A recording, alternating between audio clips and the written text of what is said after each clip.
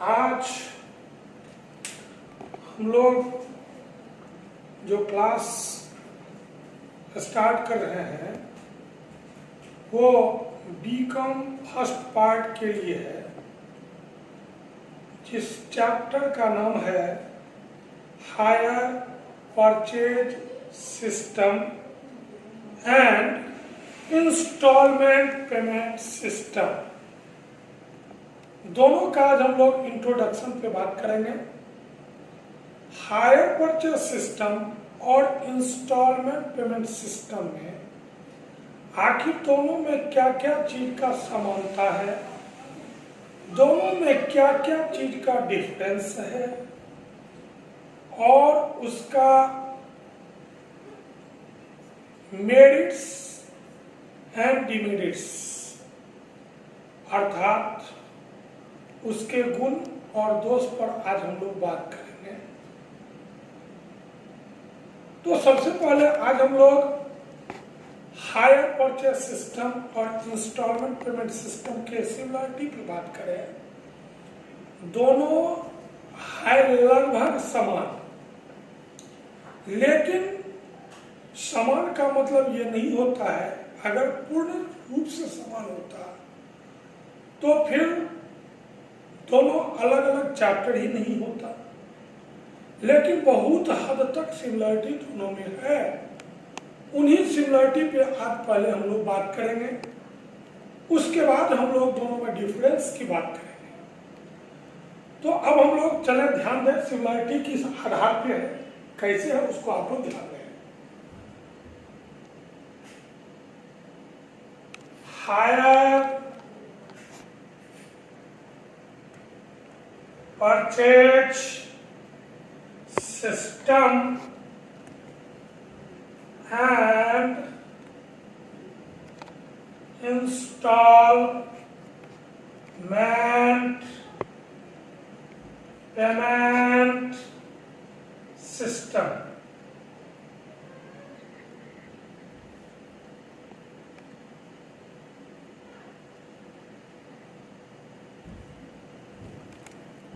माना कि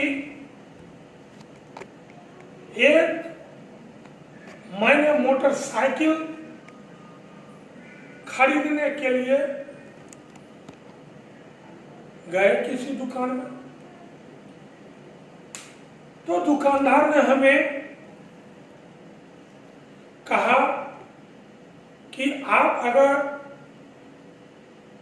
पहले मैंने उससे पूछे कि इस मोटरसाइकिल का दाम कितना है, उसने कहा कि इसका दाम 75,000 रुपये है, 75,000 रुपया है।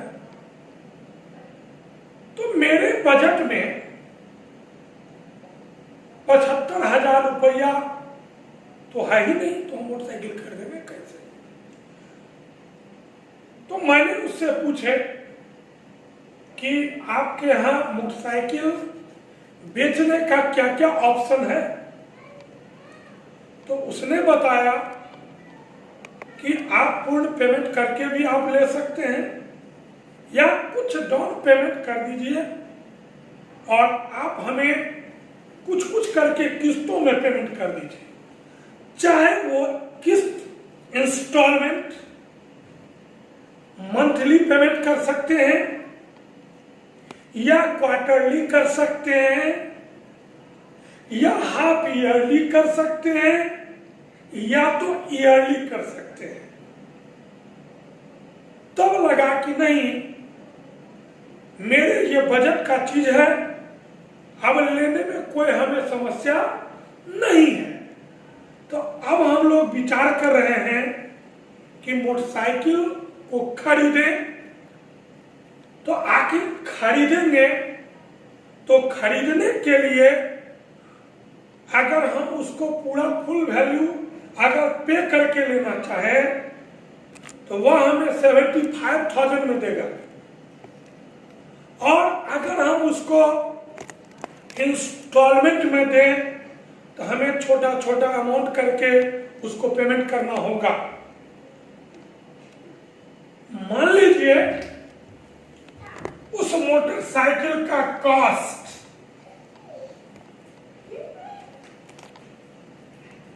उस मोटरसाइकिल का कॉस्ट हमें बताया 75,000। तो इसको खरीदने के दो मोड होते हैं, दो रूप में हमारे पास ऑप्शन है कि आप दो रूपों में से किसी रूप में आप खरीद सकते हैं। आपको कहा कि मोटरसाइकिल का कॉस्ट 75,000 आप हमें पे करें और आप ये मोटरसाइकिल ले जा सकते हैं 75,000 रुपया पे करके। तो मैंने कहा ठीक है, और दूसरा ऑप्शन बताएं। तो उसने हमें कहा कि 25,000 आप हमें डाउन पेमेंट दे दीजिए। 25,000 रुपीज आप हमें डाउन पेमेंट करें और जो रिमेनिंग अमाउंट बचा 75,000 में से मैंने तो 25,000 रुपया दे दिए, अब बचा कितना 50,000 रुपया। तब क्या थोड़ा थोड़ा करके किस्त अगर हम मान लीजिए 5,000 करके हम किस्त दे दें, तो मान लीजिए हमने 5,000 करके किस्त इंस्टॉलमेंट के रूप में मैंने कहा कि ठीक है हम आपको मंथली दे देंगे, 10 मंथ तक दे देंगे आपको। तो कहा कि नहीं नहीं नहीं नहीं नहीं, नहीं। 5,000 multiple by 10 equal to 50,000 plus 25,000 equal to 75,000।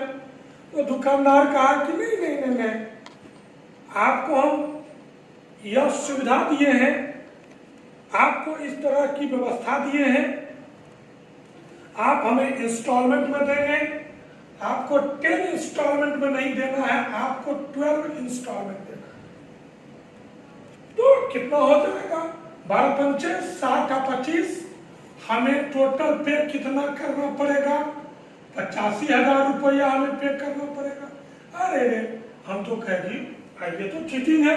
उसने कहा कि नहीं नहीं, हम तो आपको पैसा तो टुकड़ा टुकड़ा में ले रहे हैं आपसे, तो आपसे टुकड़ा में ले रहे हैं तो कुछ तो आप हमें बेनिफिट देंगे, क्योंकि आपके यहाँ तो मेरा रुपया इन्वेस्ट है।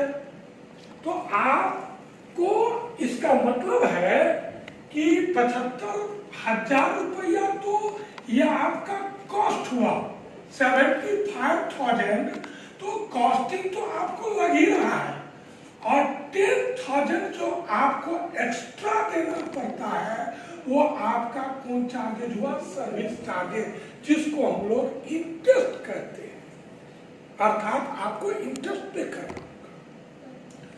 आप मंथली इंस्टॉलमेंट दे रहे हैं, आप 10 मंथ तक दे रहे हैं, आपको 10 मंथ का टाइम मिल रहा है, तो आपको इंटरेस्ट 10,000 लग रहा है। अगर आप इसको इंस्टॉलमेंट को बढ़ाएंगे, अगर मान लीजिए आप चाहते हैं कि नहीं हम 3 मंथ पर देंगे 12 इंस्टॉलमेंट, अर्थात 3 चौका 12, 1 साल में 4 इंस्टॉलमेंट हुआ, 1 साल में 4 हुआ तो 4 तिया वाला अर्थात 3 साल में देंगे, तो इंटरेस्ट 10,000 से आपको ज्यादा देना पड़ेगा।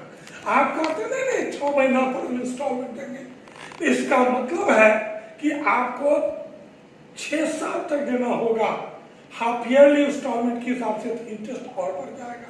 आप कहते नहीं हम उसको ईयरली इंस्टॉलमेंट देंगे, अर्थात 12 ईयर में आप पेमेंट करेंगे, इसका मतलब और भी आपको इंटरेस्ट ज्यादा देना पड़ेगा। इसीलिए जितना कम पीरियड में आप पेमेंट करते हैं उतना ही कम आपको इंटरेस्ट पे करना पड़ता है। तो यह आपका क्या हुआ 75,000 कॉस्ट हुआ, और ये 10,000 प्लस आपका क्या लगा, इंटरेस्ट लगा, अर्थात आपको टोटल पेमेंट 85,000 रुपीज आपको करना पड़ेगा। अब सवाल उठता है कि चाहे तो हायर परचेस सिस्टम हो या इंस्टॉलमेंट पेमेंट सिस्टम हो, दोनों ही सिस्टम में ये दोनों सिमिलरिटी होगा।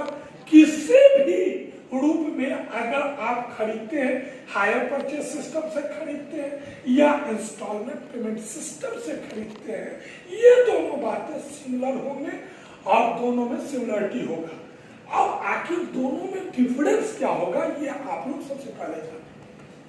अगर आप इंस्टॉलमेंट पेमेंट सिस्टम पर खरीदते हैं तो आप पहला इंस्टॉलमेंट पे करते हैं, पहला इंस्टॉलमेंट पहला जब ये डाउन पेमेंट करते हैं, कौन चीज पहला जब ये आप डाउन पेमेंट कर देते हैं, इसका मतलब हो गया इंस्टॉलमेंट पेमेंट सिस्टम में उस संपत्ति का, उस मोटरसाइकिल का ऑनरशिप आपके अधिकार में आ गया, आप उस मोटरसाइकिल के ऑनर हो गए।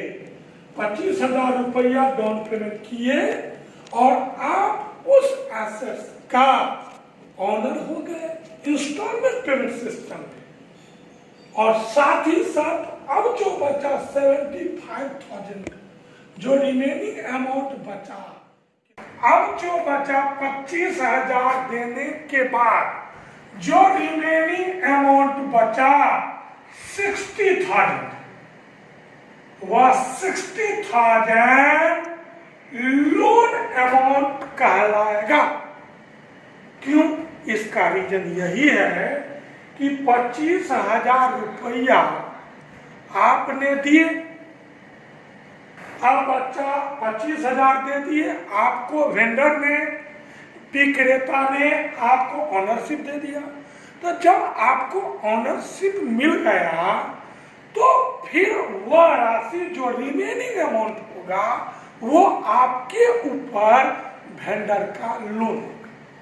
जब हायर परचेज सिस्टम के अंतर्गत जब आप 25,000 रुपया पे कर देते हैं, उसके बाद आपको ऑनरशिप नहीं मिलता। उसका रीजन क्या है? क्योंकि आप जब तक 12 इंस्टॉलमेंट नहीं देते हैं तब तक आपको ऑनरशिप नहीं दिया जाता है। अब सवाल उठता है कि यह जो 12 महीना तक जो आप किस्त देते हैं वह किस्त जस्ट लाइक रेंट के रूप में होता है हायर परचेज सिस्टम के अंतर्गत। अर्थात हायर इंस्टॉलमेंट पेमेंट सिस्टम में आप डाउन पेमेंट कर देते हैं, इसीलिए ऑनरशिप मिल जाता है। जबकि हायर परचेज सिस्टम में आप जब 12 इंस्टॉलमेंट दे देते हैं उसके बाद आपको ऑनरशिप प्राप्त होता है, इसीलिए वह जस्ट लाइक रेंट के रूप में आप पेमेंट करते हैं। इंस्टॉलमेंट पेमेंट सिस्टम में आप डाउन पेमेंट करने के बाद चाहेंगे कि हम उसको पे नहीं करें तो ऐसा नहीं होगा। क्यों? क्योंकि आपने उससे जस्ट लाइक लोन के रूप में लिए हैं। जबकि हायर परचेज सिस्टम के अंतर्गत आप चाहे तो 1-2 इंस्टॉलमेंट 3 इंस्टॉलमेंट जमा करने के बाद अगर उस एसेट्स में बहुत बेहतर फीचर नहीं महसूस होता है, बेहतर अच्छा नहीं लगता है, आप क्या कर सकते हैं, उस संपत्ति उसका इंस्टॉलमेंट देना बंद कर दीजिए। क्या करेगा? वो आपके संपत्ति को रिकवर कर लेगा, आपके संपत्ति को ले लेगा। चूंकि यह ऑनरशिप नहीं दिया है इसी कारण, जबकि इंस्टॉलमेंट पेमेंट सिस्टम वह संपत्ति रिकवर नहीं कर सकता है, वह आपसे कोर्ट में घसीट लेगा और वहां से आपको लोन का रिकवरी आपसे कर सकता है। अब सवाल उठता है कि आज के समय में हम लोग देखते हैं कि लोग हायर परचेज सिस्टम और इंस्टॉलमेंट पेमेंट सिस्टम पर कौन कौन ऐसे प्रोडक्ट होते हैं जो परचेज और सेल होते हैं मार्केट में, जो इंस्टॉलमेंट सिस्टम होता है, और दोनों में क्या है? और एक डिफरेंस है क्या? हायर परचेज सिस्टम के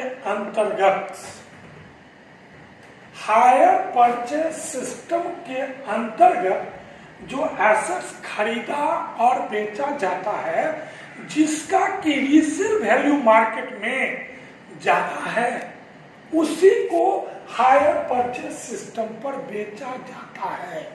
जबकि जिसका रीसेल वैल्यू मार्केट में नहीं है उससे इंस्टॉलमेंट पेमेंट सिस्टम पर किया जाता है। जैसे हायर परचेज सिस्टम के अंतर्गत मोटरसाइकिल हो, कार हो, स्कूटर हो, ये सब हायर परचेज सिस्टम के अंतर्गत सेल किया जाता है। क्योंकि अगर उस संपत्ति का इंस्टॉलमेंट पे नहीं करता है तो रिकवर कर लेंगे और उसको मार्केट में पुनः बेच देंगे।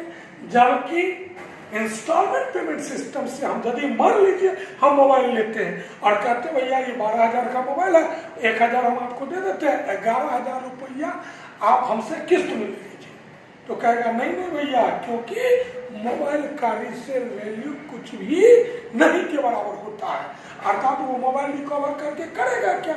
इसी कारण इंस्टॉलमेंट पेमेंट सिस्टम के अंतर्गत वह राशि लोन अमाउंट होता है और इसमें अधिकार तो दे दिया जाता है, और जब आप पेमेंट नहीं करते हैं तो वह आपसे वसूल सकता है।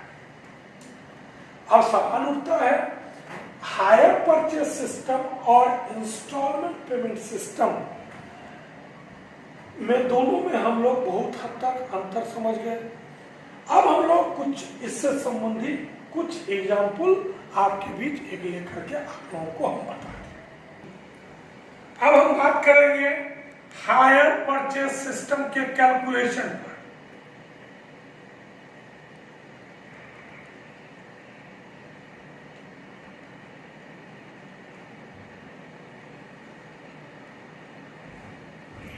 माना कि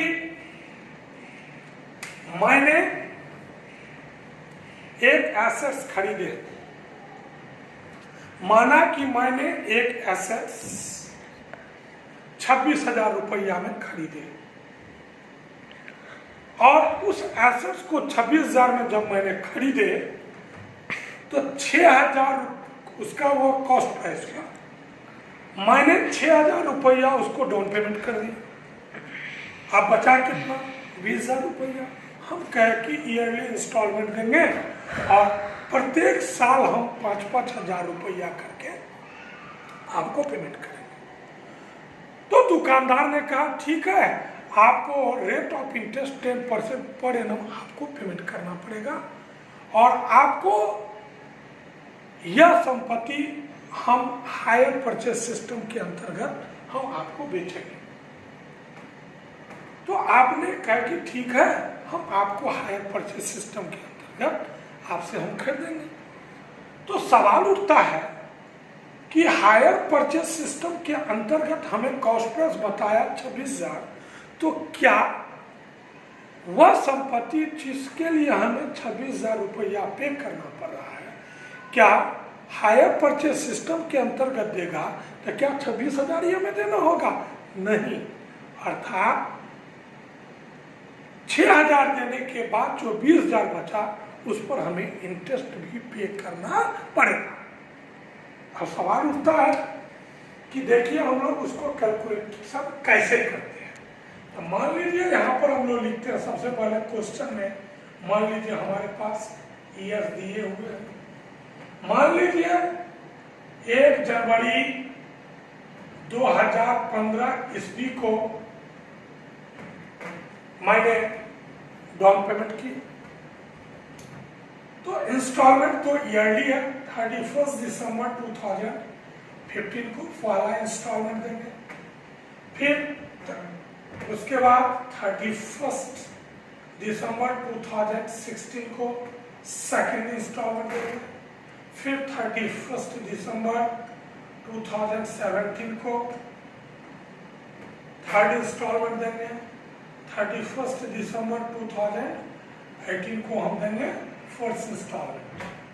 अब इंस्टॉलमेंट का टाइप क्या है, किस टाइप से हम दे रहे हैं? तो टाइप मेरा है पहले डाउन पेमेंट, फिर फर्स्ट इंस्टॉलमेंट, फिर इंस्टॉलमेंट, फिर ये भी इंस्टॉलमेंट, फिर ये भी इंस्टॉलमेंट, फिर ये भी इंस्टॉलमेंट। अब सवाल उठता है कि हमें देना कैसे पड़ेगा?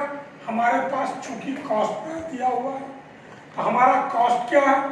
डाउन पेमेंट तो 6,000 सबसे पहले ऑन डिलीवर्ड कर दिए, तो जब डिलीवर्ड पर हमने पेमेंट किया तो उसमें इंटरेस्ट इंक्लूडेड नहीं होता है, क्योंकि रिमेनिंग अमाउंट में इंटरेस्ट होगा जब हमने संपत्ति खरीदे उसी समय 6,000 जब हमने दे दिए तो हमारे पास रिमेनिंग अमाउंट कितना बचा 20,000, तो 20,000 रुपया बचा।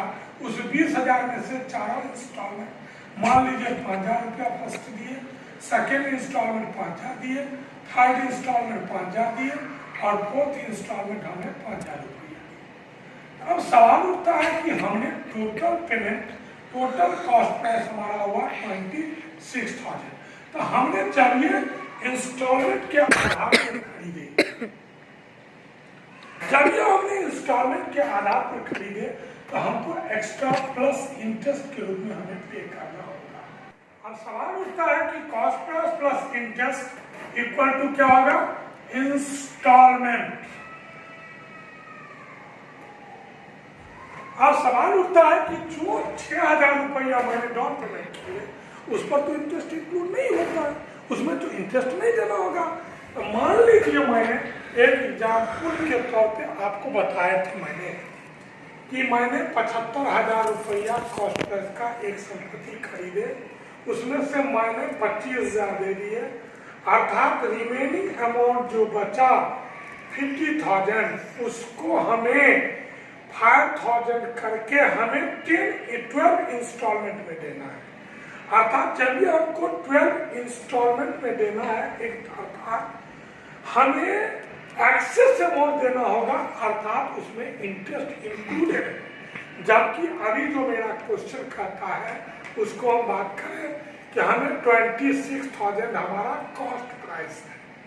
अब सवाल उठता है कि मैंने उस पर डाउन पेमेंट कर दिए, मैंने डाउन पेमेंट कितना कर दिए 25,000, अब कितना बचा उसका अमाउंट, डाउन पेमेंट मैंने कर दिए 6,000 रुपीज,